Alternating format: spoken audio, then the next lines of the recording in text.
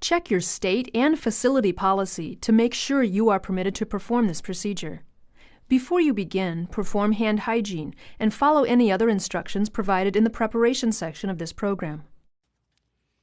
To take a patient's radial pulse, first make sure that you've performed hand hygiene and ensured the patient's privacy. For about the last half hour or so?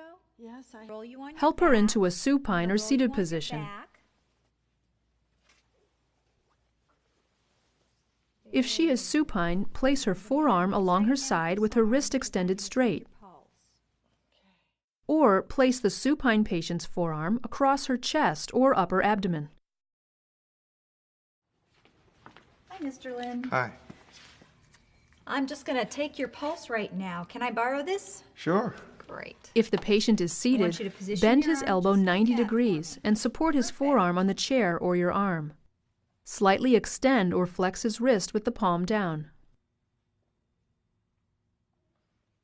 For a supine or seated patient, place 2 or 3 fingers over the groove along the thumb side of the inner wrist.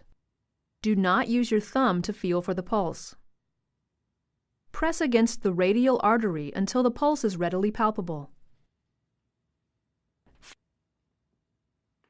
Feel the strength of the pulse, determining whether the thrust of the vessel against your fingertips is bounding, full, normal, weak and thready, or absent. Note the rhythm of the pulse, which should be regular. Once you can feel the pulse consistently, look at your watch. When the second hand hits a number on the dial, or when the digital display hits a round number, start the pulse rate, counting the first beat you feel as 1. Count the number of pulse beats you feel for 1 full minute. If the pulse is regular and if permitted by facility policy, count the rate for 30 seconds and multiply the total by 2. The pulse rate normally ranges from 60 to 100 beats per minute. For an irregular pulse, always count the pulse rate for a full 60 seconds. Also, note the frequency and pattern of the irregularity. Pulse is very good today. As part of your follow-up, help the patient into a comfortable position. Then record the pulse reading and report any abnormalities to the charge nurse.